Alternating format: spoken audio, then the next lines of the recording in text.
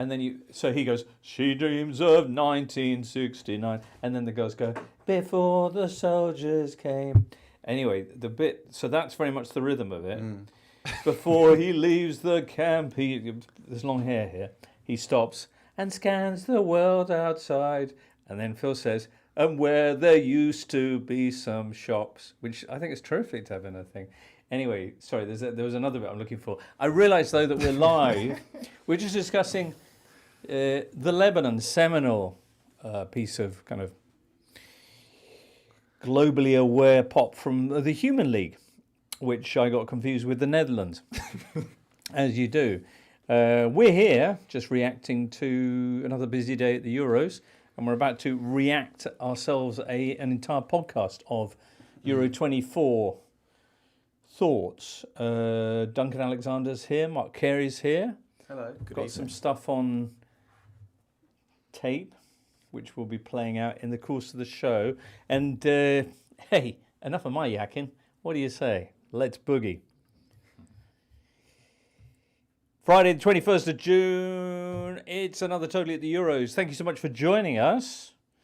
What do we have for you this day? Well, there's Tim Spears. Soon we'll be hearing his thoughts from a raucous Berlin Olympic Stadium, where he witnessed stirring stuff from the Austrians. We'll also be hearing from Jose Delgado, who is, I think it's fair to say, well, he voices the perplexed reaction of Portuguese fans to Bobby Martinez's tinkerings with the Portugal side ahead of their key game, which is coming up Saturday against Turkey. But here I am rambling on. We haven't even got to our guests yet here in the studio. Hello, Mark Carey. Good evening, James. Good evening, Mark Carey. Good evening, Duncan Alexander. Hello, James. Woo! Good. Day 8. Yes. Yeah.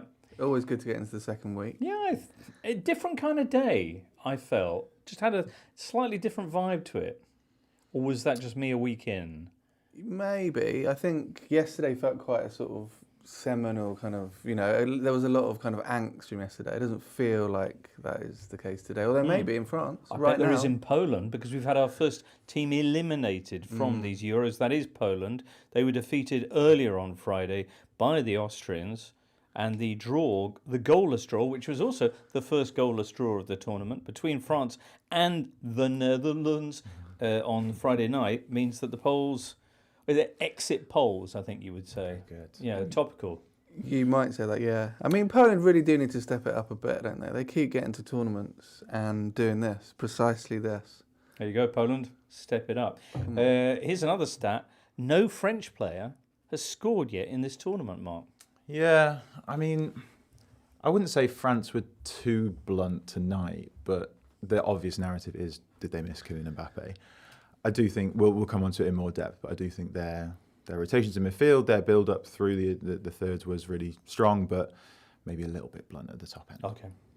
By the way, if you'd like to know the only team who are yet to score at these Euros, because France, of course, had an own goal in their favour, who are the only team who have yet to score at these Euros? I'm leaving a little pause for the listener there, but is it Belgium? It is Belgium. All right.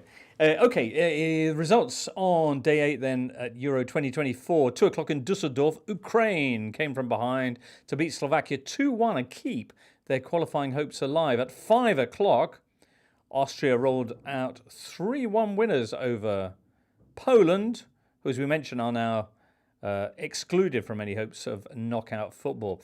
And this evening in Leipzig, it was Netherlands 0, France 0.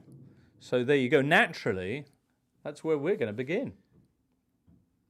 Do we want to mention Rob Page sacked as Wales manager and Michael Olise signing for Bayern? Maybe at the end, or is any of business kind of thing, or Rather than just like now in the day's other business away from the Euros. maybe if the guys are. Yeah, I mean I could, but then why mention it if you're not going to discuss it? Right. Okay. Give me 2 seconds. What could have been for Rob Page? Could have been leading his. Well, who will take over, and what's going on upstairs is my other question. Yeah, also true. Very noisy, isn't it? Very noisy. Hope it's not interrupting your viewing pleasure there, YouTube friend. Okay, Michael Ollie say we're not going to talk about that now, surely. No, okay, good. Good. Right, a bit of comms, Charlie. Please, Charlie says, of what? The Simons disallowed goal, maybe? Or the Griezmann scuff. Stroke Rabiot. I guess the disallowed goal. In Holland speak? Okay, good. Right. Okay. That's right. Netherlands 0, France 0. A slightly curious, kind of almost notional game of football that occasionally threatened to explode, but didn't in the end. There were two major events that stood out to me, and one was the disallowed goal for the Netherlands, Mark. Xavi Simons thought he'd scored with 20 minutes to go. It was disallowed. Duncan? I'm just thinking the two incidents of note from this game pretty much happened in exactly the same spot, right? Did they? Yeah, I would say so. Within the box, yeah. Yeah, within the same Same 6-yard box. Yeah, I mean... Geolocation fans are losing their minds right now. Okay, I genuinely thought you were going to say it was the first lengthy VAR dispute of this tournament. And what a coincidence that it happened to be the Premier League officials it who was were the in Pogmore charge. lads on tour. Stockley Park, here we are, yeah. I mean, I think that's a coincidence rather than... Yeah. Well, so, Mark, Xavi Simons, he thinks he's scored. It is disallowed because Dumfries is standing next to the French keeper in an offside position, Magnon, of course, and that's influential because I think the thing that's frustrating for if you want the goal to be scored is that it's purely theoretical as well. He didn't dive for the ball, so if he'd have tried to dive for the ball, would we have known as to whether he would have got there or not? But essentially, Denzel Dumfries was in the way of where the ball was going and in the way of Mike Magnon. So we'll almost never know because Mike Magnon didn't actually dive for the ball. But he's heading in that direction, and I feel like he pulls up a bit because his path is blocked by this large Denzel Dumfries. If a tree falls in Dumfries and no one's there to stop it, does anyone hear the noise, etc.? That's slightly confusing. But yeah, I mean, the BBC coverage of the game suggested that the fact he didn't dive meant that he never was going to dive. And I think Shearer's point was his legs were too far apart for him to be able to execute. He basically wouldn't have got there even if he had dived, so it didn't matter. I feel like if you're going to have that kind of interfering with play, that's an classic, example of it. Yeah, classic interference. And Stuart Atwell thought the same, and it was struck from the record. And France were the only team to draw 0-0 at the 2018 World Cup group stage, and they obviously did well in that tournament. So. I mean, I kind of think, my theory is, if you're going to have two big guns in a group stage, game 2 is kind of the worst one for them to be in. Like, first game, quite exciting. Third game, there's probably something riding on it. It feels a little bit of a sort of fixture cop-out by UEFA to go, we'll stick it in the middle slot. Similarly to the other night as well. So okay. The other big moment I was referencing also involved a controversial decision. Rabiot's not to shoot and instead sort of square, but actually kind of put it a bit behind Antoine Griezmann, who falls over. Yeah, I think you tweeted, didn't you, Duncan, that it was a flagrant disregard for XG because Rabiot should have shot. I think when you look back at it, you do think that, okay, he maybe was stretching for it ever so slightly. But then if you're going to then play the pass, play it into Griezmann's stronger foot, and he played it just behind him, which I think was the frustration. I like Daniel Story's tweet. He said, Rabiot in the headlights. Yeah, exactly. Where were the headlights? Does that make sense? I'd say. Yeah. I mean, I don't want to keep banging on about the geolocation of the two main incidents from this game, but they both... but they both kind of were...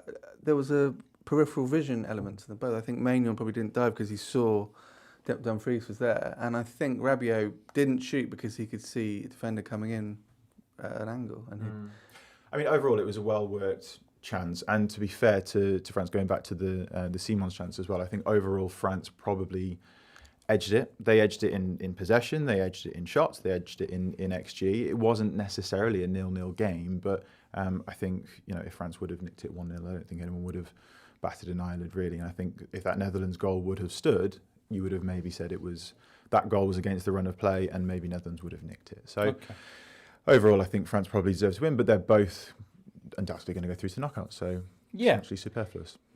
Is it completely mathematically sure? I don't know whether it's completely mathematically sure, but it's odds on that they'll have no issue. So France play Poland next. Poland already out. Potentially we'll see Mbappe in by then. Not sure. Maybe not for a game against Poland. Fair. Austria take on Netherlands, which could be tough because Austria looked pretty great in their game earlier today. We'll come on to that match very shortly, but a couple of points about this. Mbappe-less France, how much of a concern is that for Deschamps?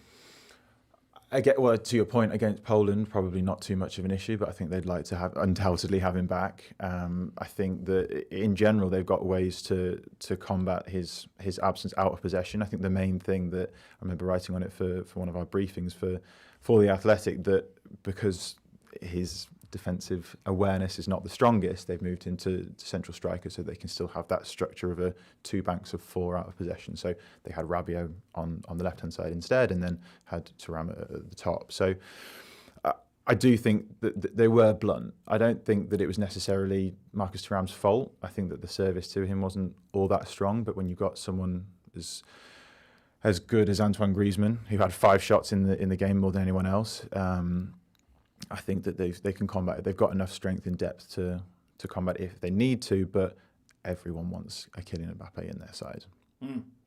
Let's have a quick chat about French rotation, Mark. Yeah, I just thought their build-up was really good, really strong. I think the way that N'Golo Kante was everywhere again, but at different points within the game, they were rotating in different places. So Aurelien Tchouameni would come to the left-hand side and almost do a Toni Kroos Real Madrid impression to come to that left half space.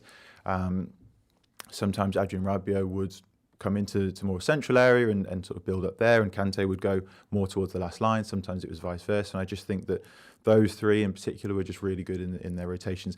Add Antoine Griezmann to the mix, who was rotating left, right, and forward and back, sometimes positioning himself offside, so that then when the defensive line for the Netherlands retreated, he was the one arriving in the pocket of space without moving that much. Just showed massive game intelligence as well. So I just enjoyed watching France build up, but it was just that sharp end. Could you say that they had an easier game of it, that French midfield, and were able to do that kind of thing? Because the Dutch were without, 3 of their key midfielders in De Jong and Koopmeiners and De Roon, no?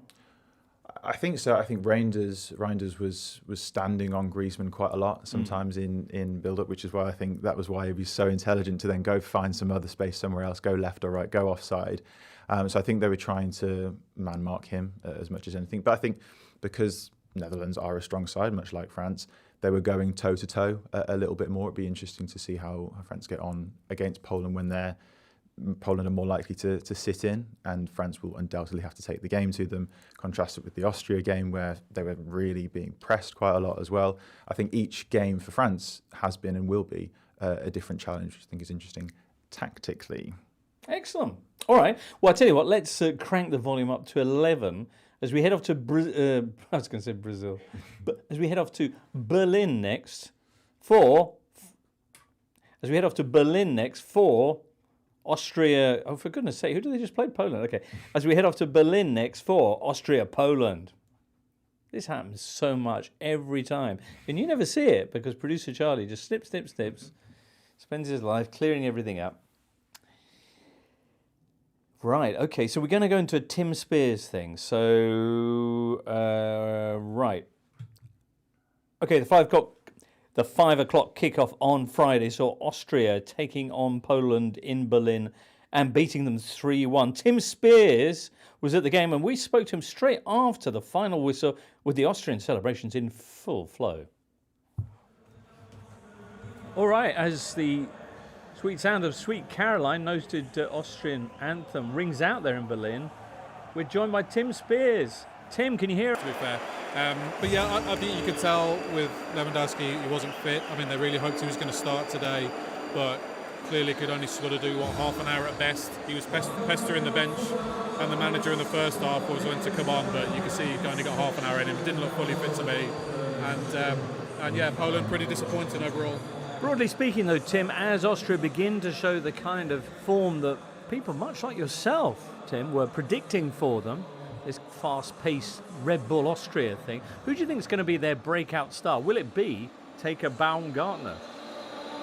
I think so. I mean, Sabas is obviously a far more established name. Arnautovic up front, who I thought did really well today for a 35-year-old coming into a high-pressing team. He was good, but yeah, Baumgartner, Conrad Lehmer behind them.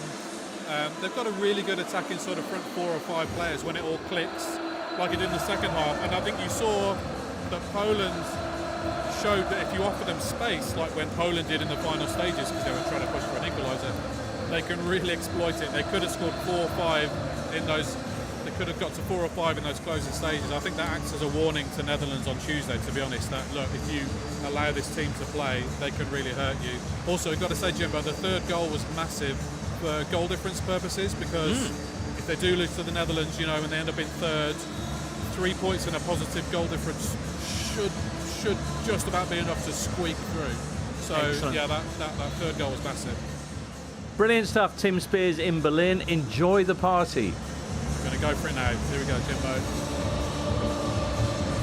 Cheers, thank you.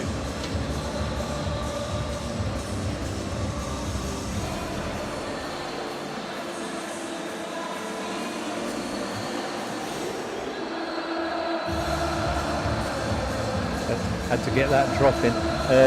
Wow, Tim, the music and the Spears, you could say.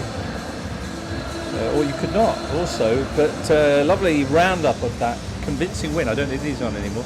That convincing win for Austria, and you're tipping them to beat the Netherlands now.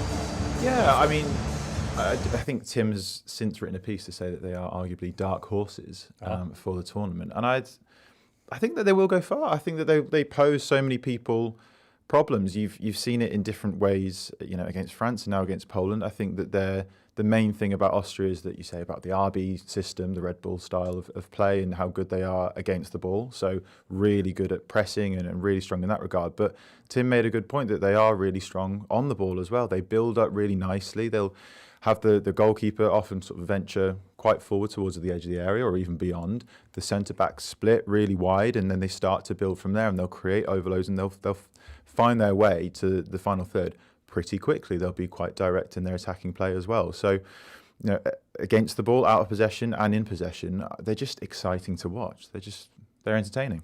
Yeah, absolutely. I mean, on Dark Horse Watch, they were obviously quite big dark horses before the tournament, and then obviously losing the first game, everyone's worried, is this actually a pale horse in disguise? But I think they're, as Mark was saying, fully fledged, are back on the final furlong. All right. Love for Christoph Baumgartner? Oh yeah, I mean, we don't see it as much these days, but it used to be a big tradition of a player in a tournament kind of doing well, and you know, think of your Patrick Bergers and your Poborskis in Euro '96, and the Portuguese fella in 2004. Nuno Gomes? Nuno Gomes, yeah. And Nuno Gomes in 2004. The man who wasn't in the strokes, but very, it could have been. So, it feels like Baumgartner's got that energy. It feels like some sort of PSR smashing late August deadline day move to the middle to upper Premier League could be on the cards, I'd say. Aston Villa, maybe? Yeah, it feels quite Aston Villa, isn't it? And I'd like that because I just want more opportunities next season to say the word Baumgartner. Baumgartner. Yeah. All right. It's a nice word. It is. And they're a nice team to watch, as you say, Mark. Very good. Well, that is how things stand after 2 sets of games for that group. And the final matches will see France, as mentioned, take on Poland, and the big Austria-Netherlands game, which should be a doozy. Next up, we'll get on to Group E, which had a match earlier today, Slovakia against Ukraine. Lovely. Bit of comms here, is it, Charlie? Some Ukraine... Yeah, got the Ukrainian winner. Lovely. All right. That's what that sounded like in Ukrainian. The brave Red Bull boys coming back from a goal down to defeat Slovakia and essentially put themselves right back in the mix for a place in the knockout stages. Duncan, this took place at 2 o'clock. You love a bit of afternoon delight at the Euros. I imagine you were all over this. Very much so. It's the finest time slot in the game, and this was the penultimate one. I mean, purists will argue that a Saturday 2 o'clock doesn't quite have the same cachet as a midweek one. So in some ways, this was the last hurrah. Could you not say that being able to watch a game at 2 o'clock on a Saturday is such a rare treat? You mean because of the blackout, the hated blackout Yeah. / loved blackout, delete as applicable? Yeah, possibly. I think the rules go out the window in the summer. It's different. Okay. Anyway, this one featured a goal of the tournament contender, would you say? Yeah. It was pretty special, wasn't it? Yeah. I'm referring to... No, why don't you refer to it? Yeah, it was Yaremchuk's winner. Yaremchuk, yeah. Yeah, the ball came over. You don't really see goals like this again. There's been a few throwbacks in this tournament. It was quite sort of Dennis Bergkamp-esque, bit of Davor Sucre to it, I think. But yeah, basically, ball comes over. He reaches out a long leg and just controls it, or kills it a little bit on the end of his toe. And then as the keeper comes out, Dubravka, he just gently nudges it past him like a snooker shot in It was at the deft. crucible, and it just rolled in. Yeah, I mean, we've seen a lot of absolute screamers in this tournament, but this was a very deft goal. Yeah. The thing that a lot of people were very excited about was the way that as the ball was inbound, essentially, he took the time to kind of check his surroundings, have a look over his shoulder, check where the keeper was. Scanning, they call it these days. Yeah. And it was a great ball from Sorry, I'll say that again. That was a great ball from Shaparenko as well, because I think a few people that I've seen online haven't given him enough credit for that ball that was the flight of it was perfect, because it needed to land just between. We need to know the rotations on that, to be honest. RPS, I don't know what the numbers are on that. But with Yaremchuk as well, I think he's one of those players that you just enjoy seeing on the international stage, but he's had quite a weird club career recently. He's only started 19 league games since the start of the 2022-23 season, which is obviously not a lot. For injury reasons? I'm not entirely sure what the reasons are, but he was bought by Club Brugge from Benfica, and then he was loaned out to Valencia, and his minutes have just kind of been a bit all over the place. But this was his 16th goal for Ukraine, and that actually takes him now to the 4th highest of any Ukrainian player overall, which maybe shows that they haven't actually scored that many. But I think it's a really good story for him. And I think with Ukraine overall, I wouldn't say that they massively deserved to win the game. I think it was kind of against the run of play when they scored. I think Slovakia were really strong on the ball for long periods. They were knocking it around really nicely. I know that many people have covered him before, but Stanislav Lobotka is one of my favourite players to watch.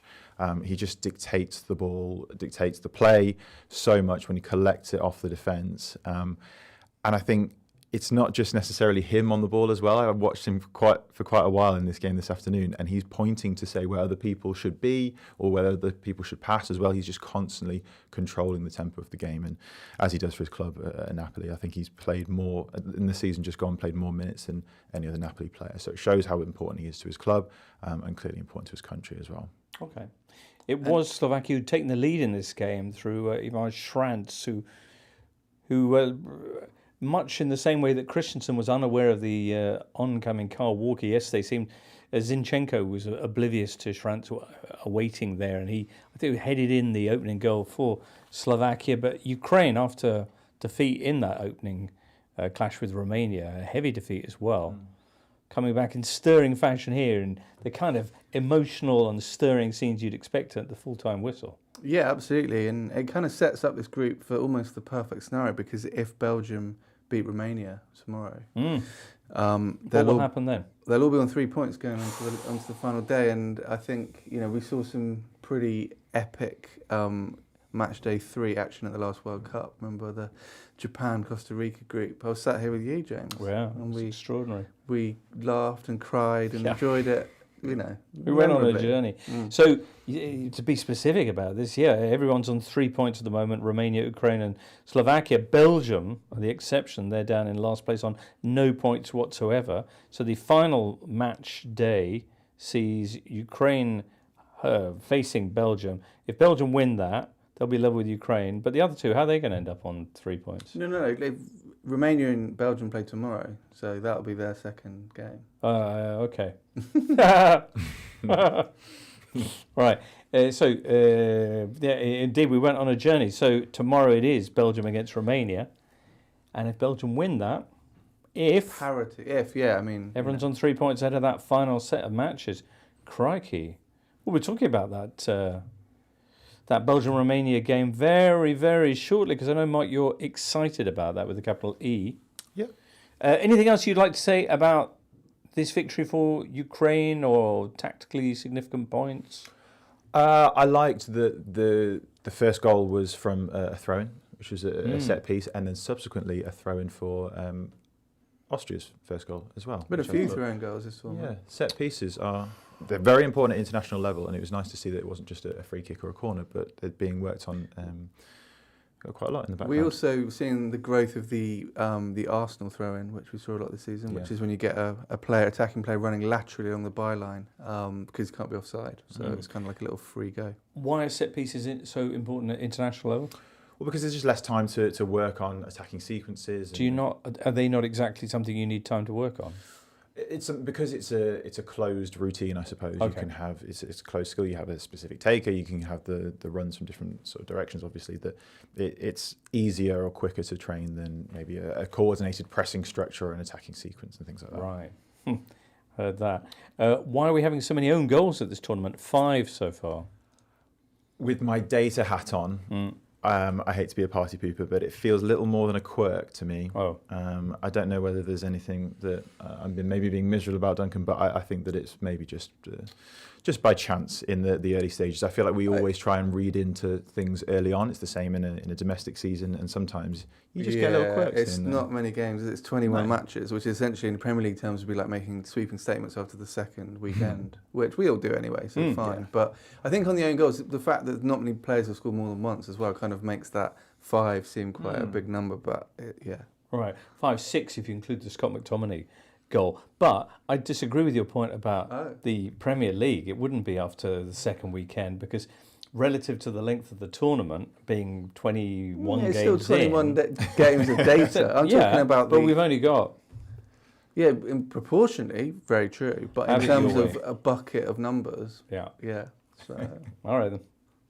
Let's get on to Saturday's action then. That's probably not a throw, is it? Does it need to be a different... yeah, okay. Have it your way, Duncan. All right, well done to Ukraine. And next up, we're on to Saturday's teams. Saturday, Group F returns. Georgia will be taking on the Czech Republic at 2 o'clock. And then at 5, it's Turkey-Portugal.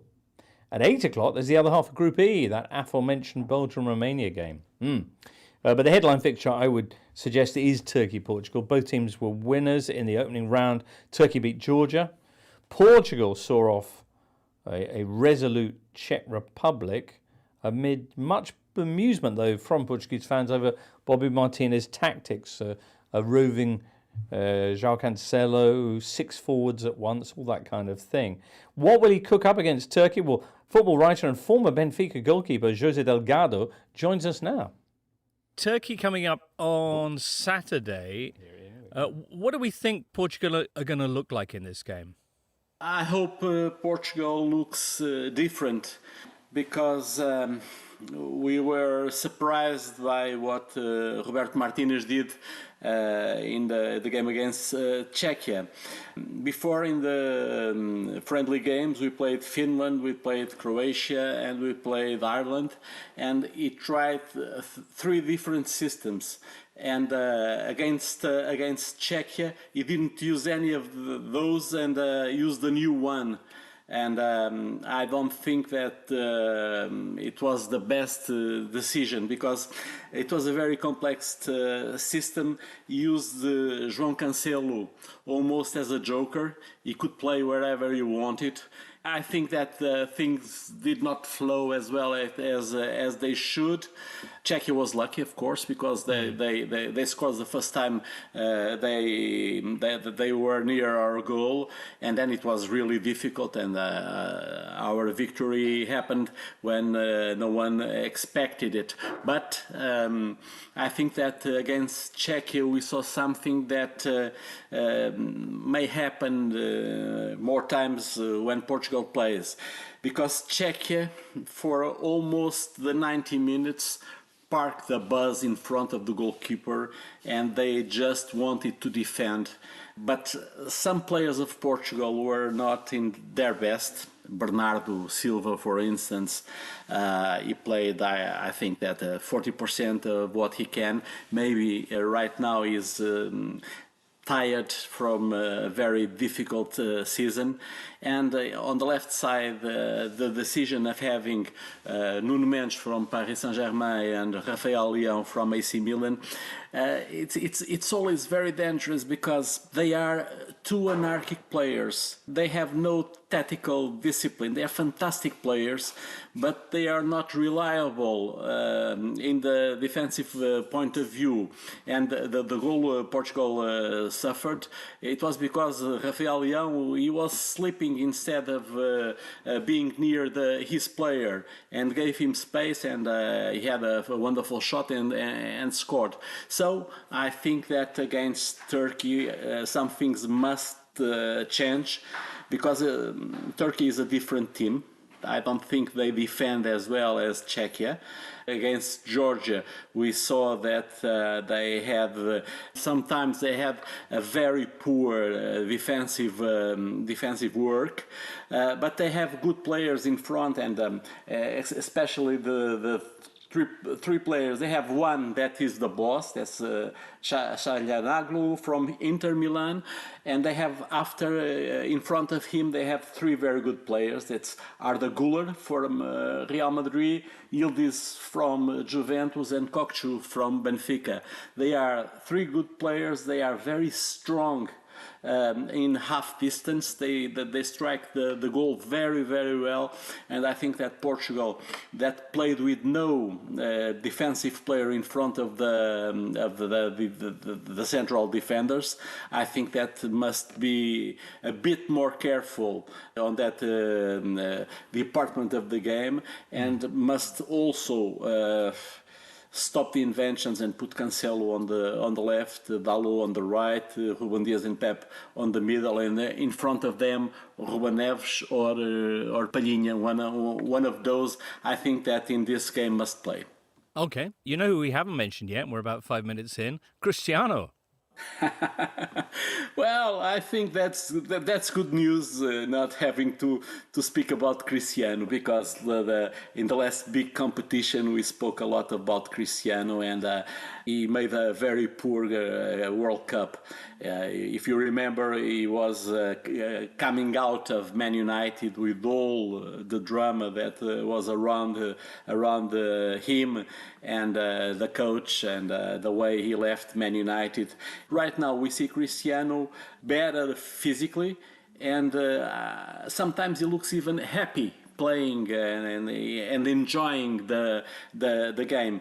So I think that our number 7 will be in the starting 11, no doubt about that. There is no discussion about Cristiano, and in the World Cup in Qatar there was a very big discussion about Cristiano, whether he should play or not. Excellent. Jose Delgado there. Cristiano happy, some Portuguese fans not so much at the way or the shape the team is taking. And with things being a little bit of a mess, a little bit experimental still, what do you think the chances are that this explosive Turkey side can actually upset them on Saturday? Well, they're really exciting against Georgia. I mean, that whole game, we've spoken about it before, it was an incredible game. I think it will be a different challenge for Portugal, because Turkey will more likely to go a bit more toe-to-toe. Because, Czech Republic, again, as we covered, had a back six for long periods, not just in certain phases. So it was hard for Portugal, I think, if he was being a bit kind to them. I think on the note of Roberto Martinez as well, he tinkered quite a lot, but he did correct things a lot as well, because the starting lineup maybe was a little bit strange with having Nuno Mendes as a left centre-back, but then he made changes in the second half that meant that Nuno Mendes went more as a left wing-back, and they brought Gonçalo Inácio on at left centre-back. João Cancelo went as right wing-back, and there was a lot more balance to the side as well, and the two substitutions subsequently were crucial to the goal as well, the final goal from Conceição. So he likes to tinker between games and he's still figuring out what his best formation is, personnel as well. But in this instance, he got it right. Whether or not he'll continue to do that is another question against Turkey and going forward. But They've just got so many options, Portugal, that it's still really difficult to know what your best 11 is because they have a gluttony of options off the bench. Yeah, what a squad. This should be an interesting game, though, not least because of the atmosphere. We saw Turkey playing in Dortmund against Georgia, and the volume of from the anthem onwards, just the din being created. And this game will also be played there at the Signal Iduna Park, so it should be a bit of a home fixture for them. Yeah, our friend Nick Miller's got a piece on The Athletic coming out tomorrow or today, if you're listening on Saturday, all about that. I mean, a lot of the cities have seen kind of more celebrations after the Turkey win than they did after the Germany win. So it's it's almost like another home team, really. And yeah, I think they've got a great chance. I mean, there's a possibility Arda Güler's injured, which is disappointing. Sad that he could be out. Where the opposition can field a 39-year-old who seems impervious to such things. I mean, just on Cristiano Ronaldo, he's leading the shots per 90 category at the tournament with 5 per 90, which is just pure Ronaldo. And I know that, it was mentioned on the interview that he seems happier. There were still moments in the first game when he looked a little bit. Because he cares.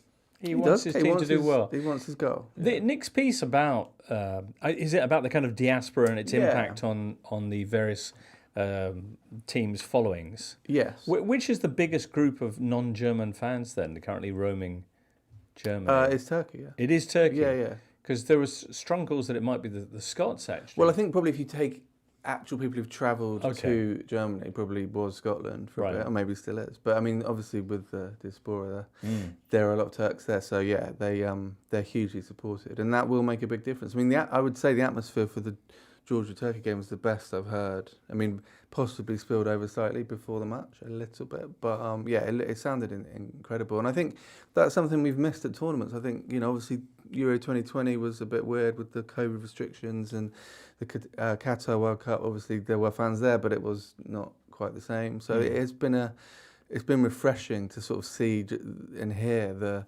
sort of passion and the commitment from pretty much every set of fans. I don't think I've seen a game where there hasn't been a sort of very colour blocky kind of end for each team. Yeah, it's not so long ago that you get these tournaments. There'll be quite a few games that would have large spaces in the stands. Euro 96. I mentioned no. Which is a fair while ago now. Yeah. Anyway, all right. Well, Georgia, beaten by Turkey in the first set of games, will be hosting the Czech Republic, who lost to Portugal. No team completed fewer passes in the opening round of fixtures than the Czechs against Portuguese. Not even England. How about that? Yeah, I think they'll be expected to come out a lot more in this game than the Portugal game. I think they knew their place a little bit, and hopefully, I mean, they've got to get a result. So expect to see a different Czech Republic. Okay, hopefully we'll see the same kind of Georgia, though, because they were terrific fun. Even though they were beaten by Turkey, they played a big part in that game. Yeah, they were brilliant. And, they, again, don't want to overuse the phrase dark horse, but they were your classic, mysterious dark horse. And they could, I think for them, Ukraine's probably a good example from today in the sense that if you lose your first game, obviously you don't want to lose your second. But if you do win it, you are right back in the mix. So I think they'll win. You think they're going to beat the Czech Republic? I do. Possibly with the aid of George Mikhailidze, who's, of all their mysterious players, the most mysterious for many. Yeah, I just love the story. He scored a decent goal. You could maybe question the defending, question the goalkeeping, but we've moved on from that. But I just love the story in general that he's had this season, that he was sold by Metz last summer.